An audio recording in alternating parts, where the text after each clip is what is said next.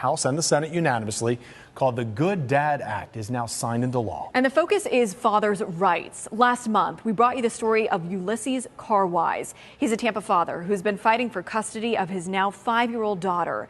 She was given up for adoption at birth by her mother without the dad's knowledge or consent. And his case is highlighting an often private battle unmarried fathers can face.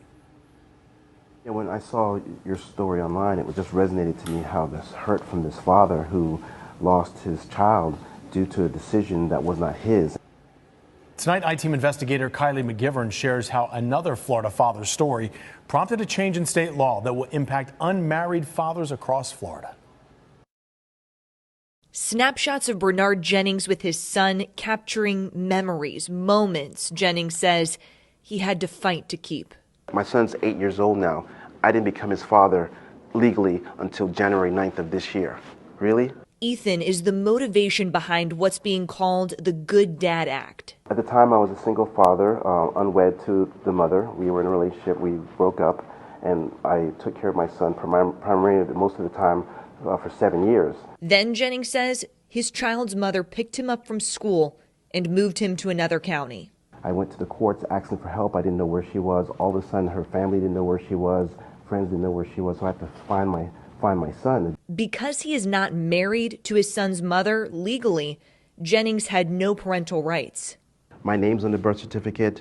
I've been a part of his life since birth. I was there at the birth, but because she decided she was no longer going to cooperate with me, the law was not on my side anymore. The judge said that I had to serve her a petition for parenting, and I didn't know where she was to be able to serve her. Finally, I was able to serve her where she lived by finding out where she lived and be able to get time in court to establish visitation rights. But I thought to myself that so many fathers go through this and they don't have the resources or no people to assist them in the matter, don't have the money, and they're stuck. That's when Jennings, who is president and CEO of the Biscayne Gardens Chamber of Commerce, wrote a proposal to lawmakers for a bill regarding unwed fathers' rights.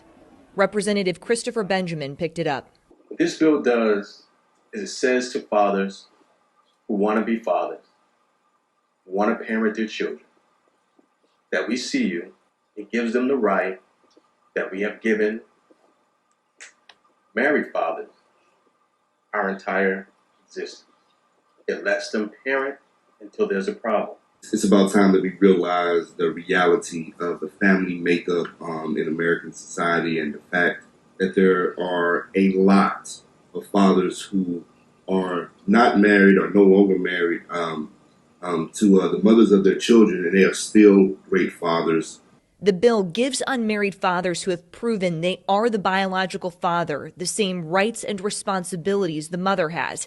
It passed the House and Senate unanimously. Both parents are the natural guardians of the child, and both have the same rights and responsibilities of parents that a married parent would enjoy. Senator Clay Yarborough sponsored the Senate bill.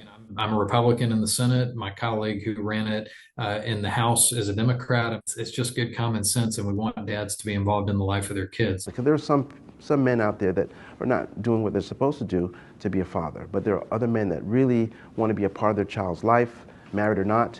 They want to take responsibility. They want to parent their child. Jennings is now working to establish similar laws in other states. The governor signed the bill into law, which will take effect July 1st. With photojournalist Randy Wright, I'm I-Team investigator Kylie McGivern taking action for you.